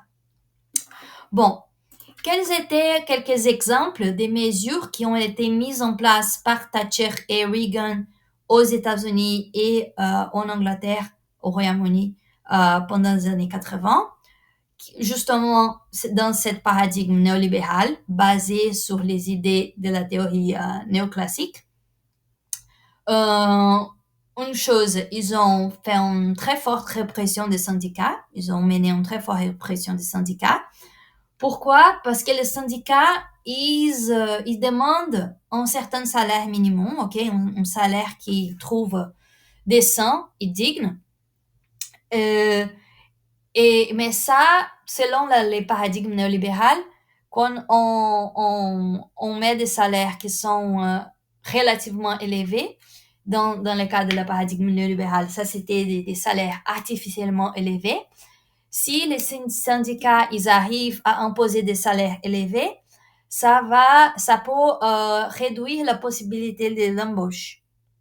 Ça peut réduire l'emploi, parce que dans cette façon de penser, si les salaires sont plus bas, donc les entrepreneurs vont être incités à embaucher davantage. La réalité montre que ça, c'est pas vraiment le principal facteur pour embaucher des gens, c'est pas les salaires, mais c'est plutôt des expectations, des espérances sur l'avenir de l'économie. Ça, c'est le plus important. Parce que si le salaire, il est hyper bas, mais les entrepreneurs, les gens ne pensent pas que l'économie, elle va s'accélérer, donc ils vont pas embaucher davantage. Ça, c'est un peu ce qui montre les données, ok? Mais de toute façon, ils ont réprimé des syndicats pour empêcher une augmentation des salaires. Ça, c'est un exemple. Un autre exemple très connu, ils ont réduit les dépenses publiques en services. Ils ont réduit les dépenses en services publics et en infrastructure, parce que c'est justement cette idée que l'État ne doit trop dépenser et qu'il faut donner plus d'espace au privé, parce que les privés, c'est plus efficace. Et aussi, ils ont réduit l'impôt des plus riches pour stimuler les investissements, parce que les investissements privés seraient plus efficaces que les investissements publics. Et si on réduit les impôts des plus riches, ils vont avoir l'argent pour dépenser davantage. Ce qui est aussi, c'est pas démontré dans la réalité. Dans la réalité, on a vu à plusieurs reprises des épisodes où les gouvernements ont réduit les impôts des plus riches et ça n'a pas entraîné une augmentation des investissements. Mais de toute façon, ça, c'est juste des exemples des politiques néolibérales et comment l'idéologie néolibérale, elle pense que les économies devraient se comporter. Ça, c'était des exemples des politiques qui ont été menées en pratique dans les pays plus riches. OK? Pour comprendre mieux pourquoi, en fait, ils ont fait ça, vous pouvez regarder les vidéos là. Alors, et pour la périphérie? Dans la périphérie aussi, on a vu les recommandations politiques spécifiques de la période néolibérale qui ont été menées à travers les accords de dette. Donc, les accords de dette, ils étaient l'opportunité pour les pays riches d'imposer ces politiques à la périphérie. Et quelle politique exactement? Bon, on connaît ça avec l'expression des politiques du consensus de Washington. Ça, c'est hyper lié à l'idée de néolibéralisme, à tout ce qu'on vient de dire. Je viens avec cette nouvelle expression, pas pour prendre les choses plus compliquées, mais juste parce que ça, c'est une expression très, très connue dans l'économie du développement. Vous avez déjà entendu parler de ça ou vous allez entendre parler de ça à un moment donné. Et ça, c'est comme on appelle ces cadres politiques, cette liste de politiques qui étaient imposées aux pays en développement suite aux accords. Okay? Donc, tout c'est complètement lié au néolibéralisme, à l'idéologie néolibérale. Les politiques, cette liste de politiques du consensus de Washington, c'était la liste de politiques qui étaient imposées dans ce cadre des politiques néolibérales. Alors, pourquoi est-ce qu'on appelle consensus de Washington? Donc, consensus, c'est quand tout le monde est d'accord, ok? Et qui étaient les tout le monde en accord dans ces cas? C'était les trois institutions, plein d'institutions, mais surtout les trois institutions plus importantes siégées à Washington, D.C., aux États-Unis, à ces moments-là. Donc, Washington, D.C., c'est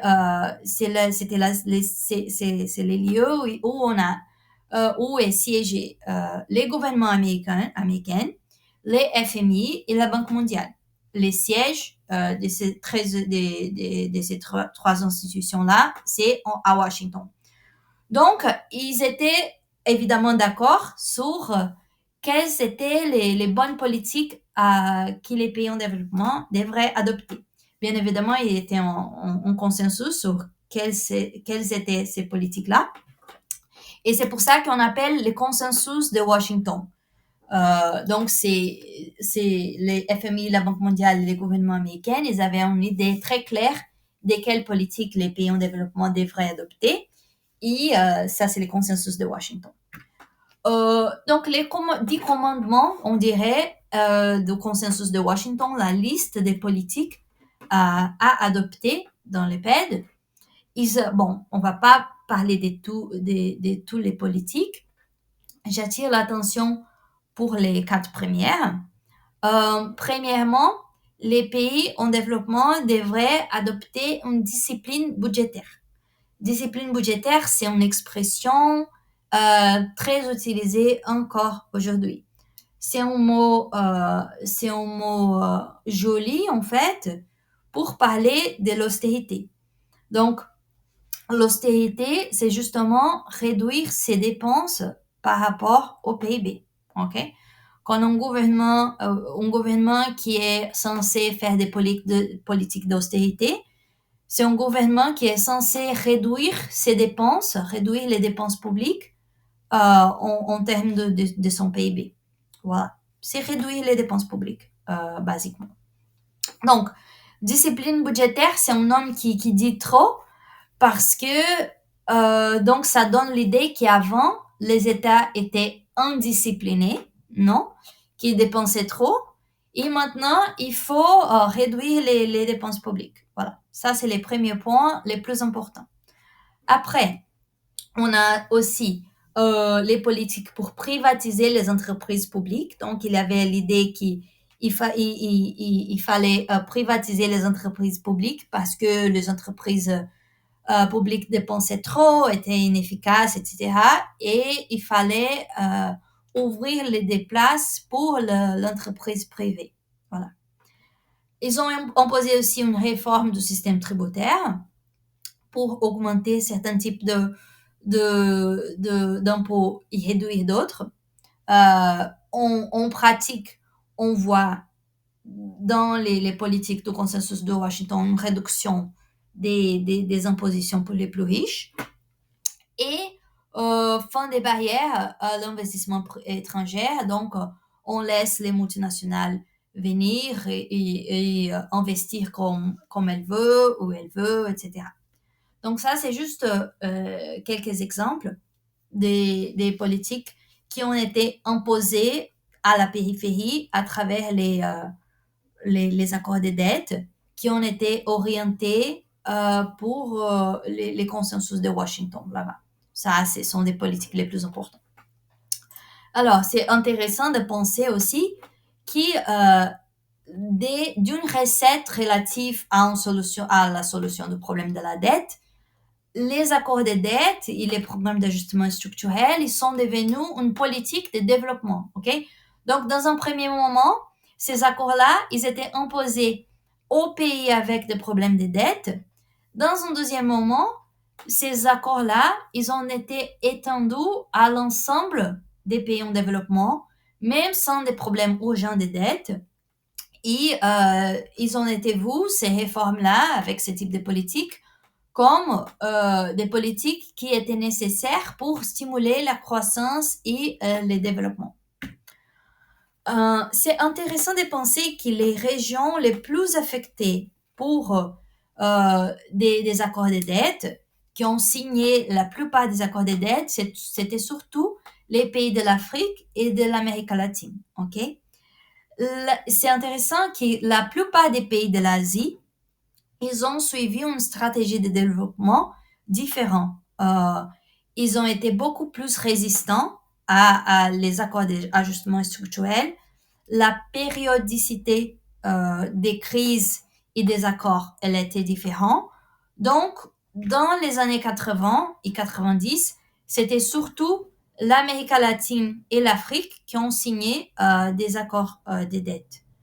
Et parmi les grands pays en développement, les pays en Asie, à cette époque-là, ils ont été beaucoup moins affectés par des accords de dette et par les politiques de consensus de Washington.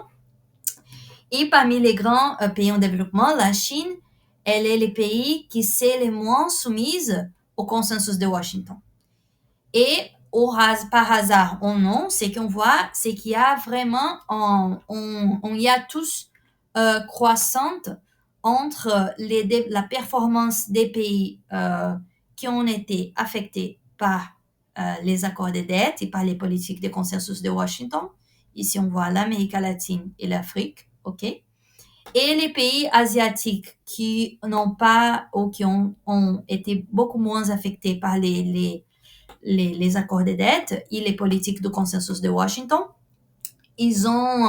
on peut voir un découplage très important entre la performance de ces pays-là et les pays de l'Asie. L'effet, c'est que donc les programmes d'ajustement structurel, ils étaient appliqués surtout en Afrique et en Amérique latine, tandis que l'Asie, elle était à ce moment-là dans un processus avec beaucoup plus d'intervention de l'État. Les processus d'intervention de l'État pour l'industrialisation dans l'Asie, il était différent de celles qui étaient menées en Afrique et en Amérique latine pendant les années 50 jusqu'à 70.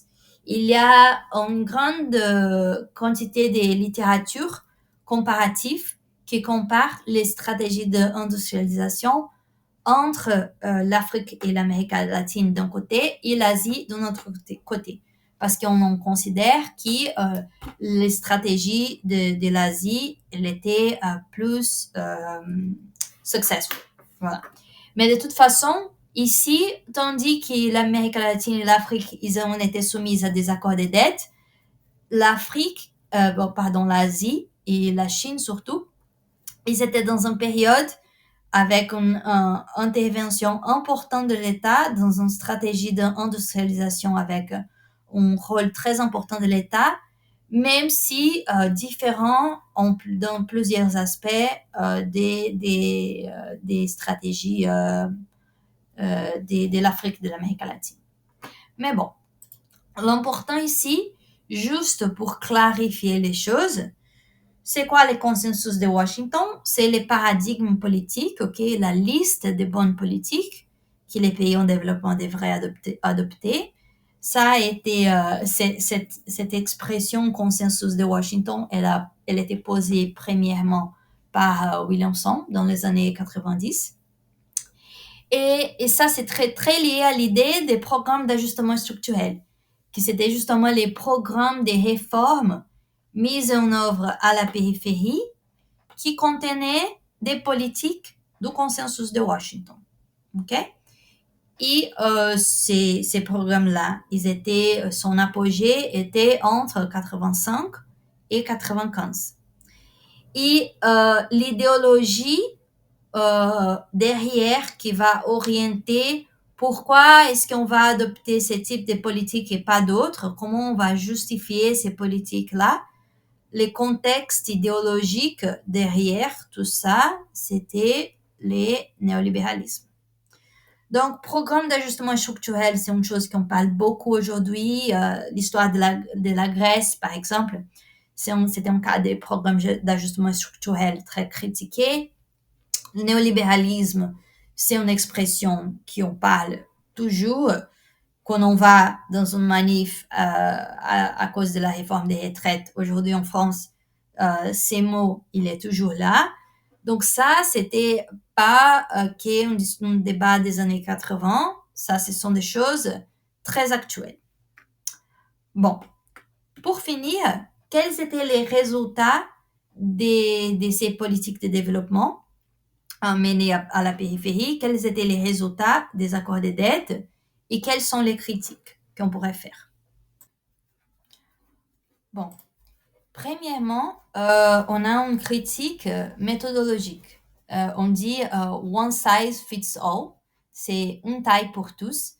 Ça veut dire que ces politiques-là, les 10 commandements, on dirait, du consensus de Washington, ils étaient appliqués et proposés et imposés à la périphérie.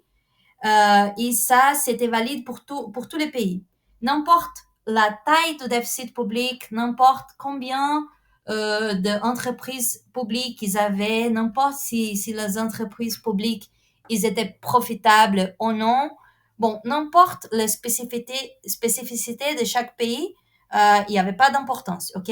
Dans tous les pays, de façon inconditionnelle, il fallait réduire les dépenses, il fallait privatiser les entreprises publiques, il fallait ouvrir l'économie du pays, n'importe quel était le point de départ du pays. Donc, on va appliquer ces politiques de la même façon dans tous les pays sans considérer quelle était la situation de chaque pays, pourquoi ils avaient des déficits, où ils dépensaient trop, où ils ne dépensaient pas trop, quel était l'état de ces entreprises publiques. Bon, les spécificités n'ont pas d'importance. Et comme on sait, ici, cette illustration, je pense qu'elle est très... elle nous permet de visualiser les problèmes des one size fits all, c'est que les économies, les pays ne sont pas les mêmes. Donc, les politiques qui sont adaptées pour un pays, il y a des politiques qui peuvent être positives pour un pays et très négatives pour d'autres. Ok? Et donc, c'était ça qui s'est passé, en fait. On a appliqué la même politique, les mêmes types de politiques pour tous les pays. Dans certains pays, c'était positif. Dans des autres, c'était un désastre. Voilà. Alors, la plupart des économistes, et même les économistes de la Banque mondiale, ici on a un rapport de la Banque mondiale qui parle justement des conséquences qu'ils étaient capables de percevoir sur les accords de dette, c'était un peu un consensus général les accords de dette, on a servi à certaines choses, mais ils étaient un désastre pour d'autres.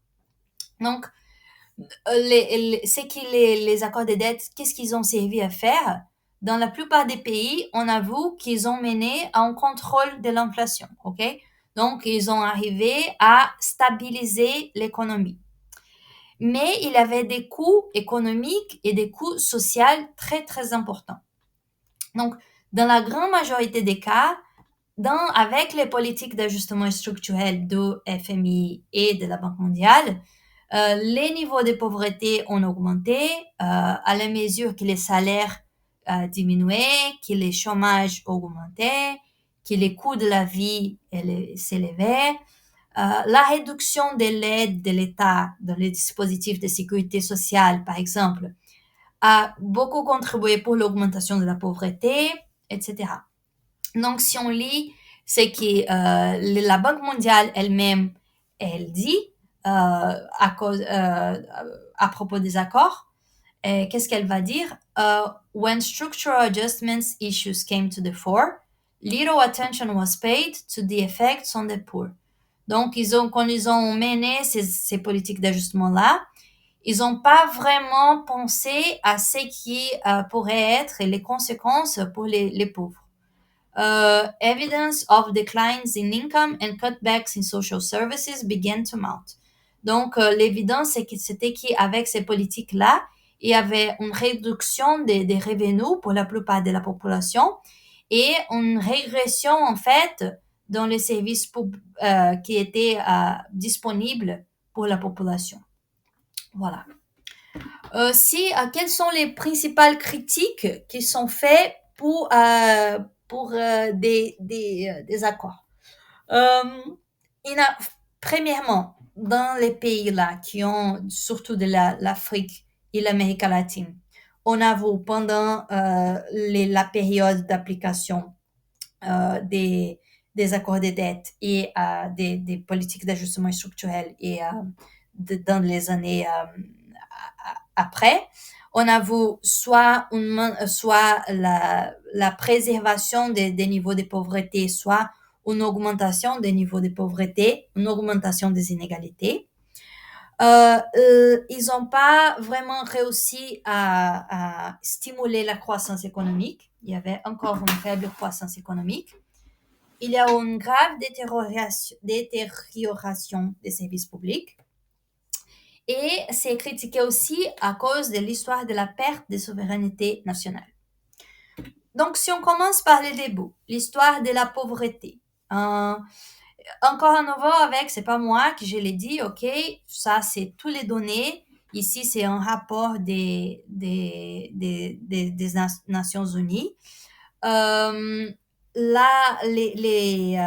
crise de la dette et les accords de dette, ils sont liés à une augmentation très très forte de la pauvreté en Amérique latine et en Afrique.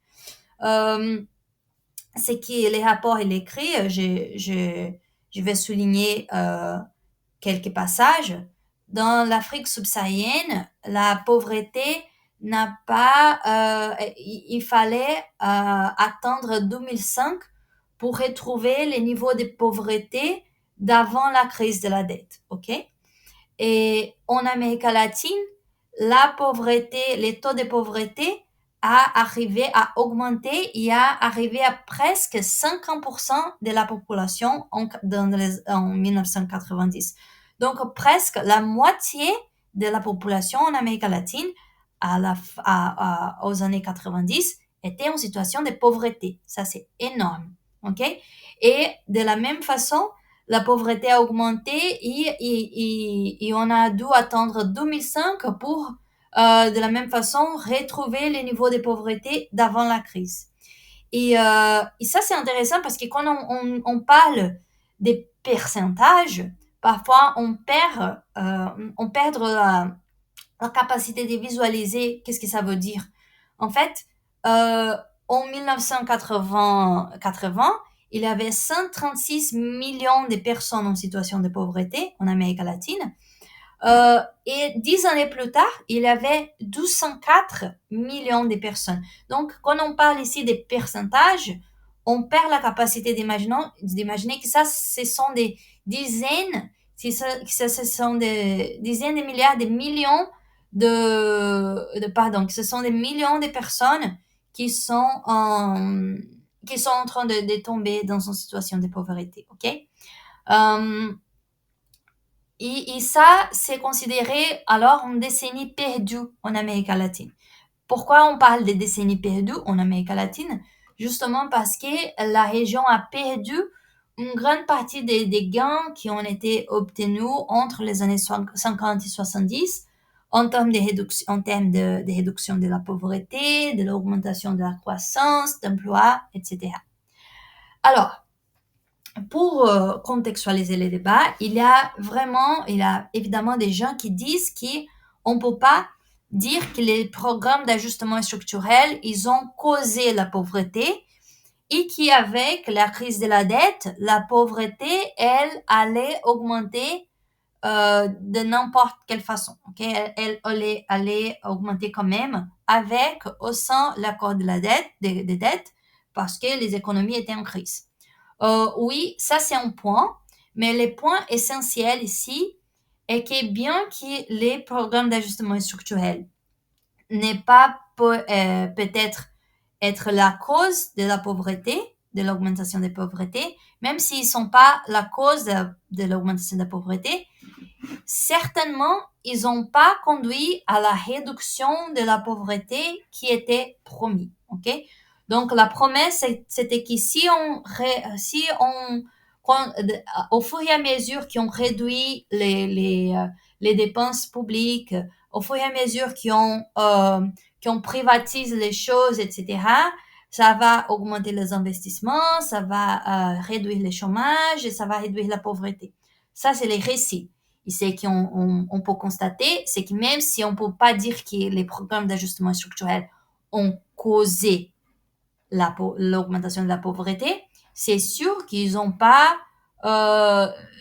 livré les résultats qu'ils ont promis. Ok? Voilà. Ici, c'est aussi en termes de croissance, comme on peut voir, les régions qui ont être soumis à des accords de dette, l'Amérique latine et l'Afrique, surtout, la croissance économique, elle était beaucoup plus importante que les autres pays et régions qui n'ont pas vraiment être dans les mêmes contextes des accords de dette. Donc, est-ce que les accords de dette ont causé les ralentissements de l'économie? On peut pas affirmer. Il n'y a pas vraiment une façon de savoir qu'est-ce qui pourrait avoir qu'est-ce qui pourrait avoir s'est passé, mais c'est pas se passé. C'est qu'on peut dire, c'est bon, ils ont pas ces politiques-là, elles n'ont pas réussi à augmenter, stimuler la croissance, ok? Voilà. Et pour finir, la logique néolibérale des services publics a mené à une c'est difficile ce mot. Une perte de qualité et de quantité de l'offre de services publics qui était particulièrement négatif pour les plus pauvres. Pourquoi? On va parler de la logique néolibérale des politiques sociales dans la dernière séance de cours, donc la prochaine séance. Mais en gros, la logique néolibérale des services publics, c'est qu'il n'y a pas assez d'argent pour tout le monde. Alors, au lieu de services publics universels auxquels tout le monde a les mêmes droits d'accès, quel qu'il soit riche ou pauvre, comme le cas de l'assurance maladie en France ou de l'école publique en France, c'est ça qu'on appelle la provision universelle, ok? C'est la même pour tout le monde. Et ça, on sait qu'il y a un impact très important sur l'égalité sociale. Bon, la logique néolibérale, c'est de différencier, c'est de dire, il n'y a pas vraiment le même système pour tout le monde. Et c'est de différencier la population et de faire des politiques adaptées à chaque population. Et ça, c'est un problème parce que en réalité, c'est qu'on constate c'est qu'au fur et à mesure qu'on différencie les plus en plus les personnes, au lieu de stimuler l'égalité sociale, ça va créer plus d'inégalités sociales de différentes façons. Okay? Donc, dans ces cas-là, dans la logique néolibérale, on va séparer, il y a des pauvres, il y a des vulnérables, il y a des riches, etc.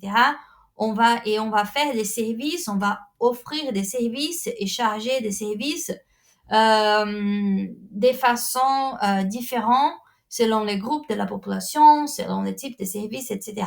Donc, c'est une logique de différenciation, ok? C'est pas les mêmes services pour tout le monde, mais on va faire une offre résiduelle parce que l'État n'a pas beaucoup d'argent pour dépenser avec des services et différencier. Donc, il y a différents groupes de la population qui vont payer en fonction de leurs moyens et qui ont droit d'accès à ce qu'ils peuvent payer.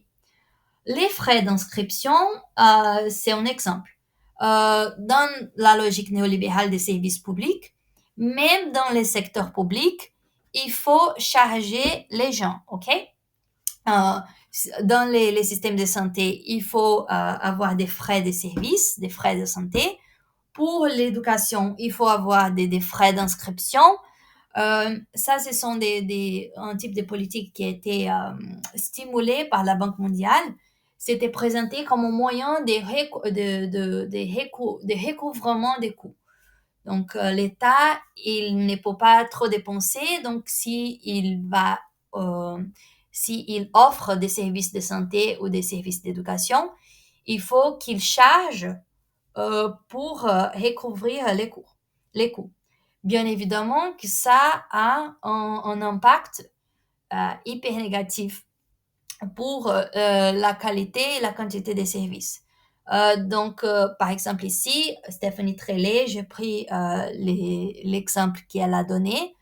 Dans l'un des États du sud de Nigeria, les taux de scolarisation au primaire, il va passer de 90% à 60% en 18 mois suite à l'introduction des frais de scolarité, justement.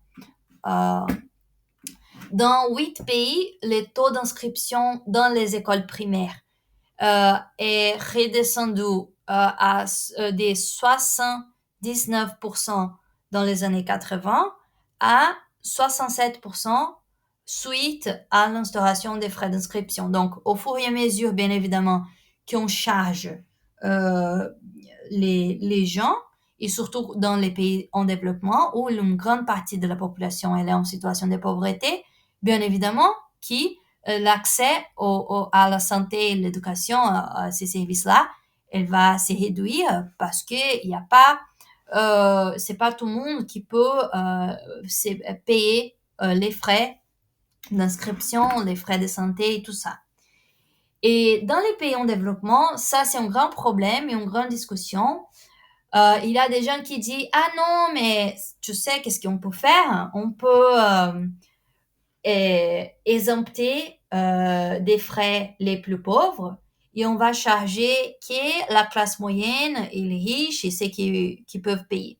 Ça, en fait, c'est une histoire ça marche pas bien en réalité parce que il faut qu'on se place dans un pays en développement, ok? Dans un pays en développement, la plupart de la population, elle est soit pauvre, soit en situation de vulnérabilité. C'est qu'ils sont pas considérés officiellement comme pauvres, mais ils sont à la moindre crise, situation de crise, de chômage, etc. C'est eux qui vont perdre l'emploi, c'est eux qui n'ont pas d'épargne, etc. Et donc, c'est eux qui sont en situation de vulnérabilité parce qu'ils sont toujours en risque de tomber dans une situation de pauvreté. Donc, cette classe vulnérable, elle est énorme aux pays en développement. Et donc, même si elle n'est pas considérée comme pauvre et donc pas exemptée des frais, de paiement des frais, elle va aussi renoncer à l'inscription de ses enfants à l'école. Elle va aussi renoncer à des soins de santé, etc., si elle est censée payer de sa poche, de leur poche pour ce type de services. Et pour finir, l'histoire des souverainetés nationales. Donc, les accords de dette sont critiqués parce que leur mise en œuvre, elle est vue par beaucoup d'économistes comme une illustration de comment aujourd'hui les politiques qui sont conçues dans le centre peuvent être imposées aux nations de la périphérie. Donc, si avant on avait le colonialisme, les accords de dette, les accords avec les FMI, etc., ils sont considérés comme la façon moderne du colonialisme parce que les centres, ils arrivent à imposer son intérêt à la périphérie à travers les accords de dette et à travers d'autres choses qu'on n'a pas eu l'opportunité de parler. Mais bon, c'est une illustration de cet argument. Qu'est-ce qui s'est passé avec les années 80, après les années 90? On va voir ça justement à la dernière séance de cours, qui c'est une discussion du 21e siècle. Donc, c'est la discussion d'aujourd'hui. Qu'est-ce qui se passe aujourd'hui? On va parler des politiques sociales, des politiques de services publics, des politiques de combat et de lutte contre la pauvreté dans la période néolibérale, mais avec un focus dans l'exemple d'aujourd'hui. OK. Bon. Pour faire un récapitulatif de ce qui est le plus important à retenir dans ces cours, où on a présenté beaucoup d'informations, mais qu'est-ce que c'est le plus important que vous gardez en tête pour orienter quand vous êtes en train d'étudier et tout ça? On a parlé des programmes d'ajustement structurel, ok? Ces programmes, ils ont été adoptés par les pays de la périphérie en échange de soutien financier du Fonds monétaire international et de la Banque mondiale pour faire face à la crise des dettes. Et ces programmes, il y avait une idéologie derrière, qui c'est l'idéologie du néolibéralisme. Donc, il y avait ces programmes-là, ces réformes, ils comprenaient des politiques typiques de la façon néolibérale de penser, l'économie et la politique. Il y avait des mesures telles qu'ils ont, donc ces accords-là, ils ont imposé à la périphérie la réduction des dépenses publiques, ils ont imposé des processus de privatisation, ils ont imposé une ouverture de ces économies au libre-échange, etc. Alors, ces politiques, elles sont très différentes de celles qui constituaient les stratégies de développement de pays en développement jusqu'aux les années 70, parce qu'avant, ils étaient dans un processus d'industrialisation mené par l'État, concentré sur les marchés intérieurs, etc. Donc, les politiques des accords de dette étaient dans une grande partie les contraires de ce qu'ils étaient en train de mener jusqu'à maintenant. Et en général, les programmes d'ajustement structurel, ils ont permis de stabiliser l'économie, notamment de contrôler l'inflation, mais ils n'ont pas été en mesure de rétablir la croissance, ni de faire reculer la pauvreté, qui, dans plusieurs cas, a même augmenté. Bon, pour la prochaine séance, il y a un texte qui s'appelle 21st Century Welfare. Justement, les politiques sociales, les politiques de bien-être au XXe siècle. Comme j'étais en train de parler, on va parler de quelles sont les politiques de développement pour imposer ou proposer aux pays en développement et avec un focus dans la période plus actuelle. Bon, concernant l'examen, je peux pas vous donner plus de détails parce que lundi, il y aura une réunion où l'université va discuter du sujet des examens finaux. Donc, je vais vous envoyer très prochainement un mail avec la bibliographie plus importante à lire, les points plus importants à étudier pour l'examen, ok? Dès que j'aurai plus d'informations. Et finalement, les diapos de cette séance, elles seront en ligne dès la clôture du quiz. Donc, comme vous savez, après les séances en distanciel, maintenant, je fais un petit quiz où vous n'avez pas besoin vraiment d'étudier. Il faut juste regarder cette séance, faire des annotations et répondre au quiz. Donc, il n'y a pas besoin vraiment d'étudier. Et je vais mettre les diapos après la clôture du quiz. OK? Voilà. Donc, merci beaucoup d'être ici jusqu'à maintenant. Et on se voit probablement en présentiel, si tout va bien, à la semaine prochaine. À bientôt.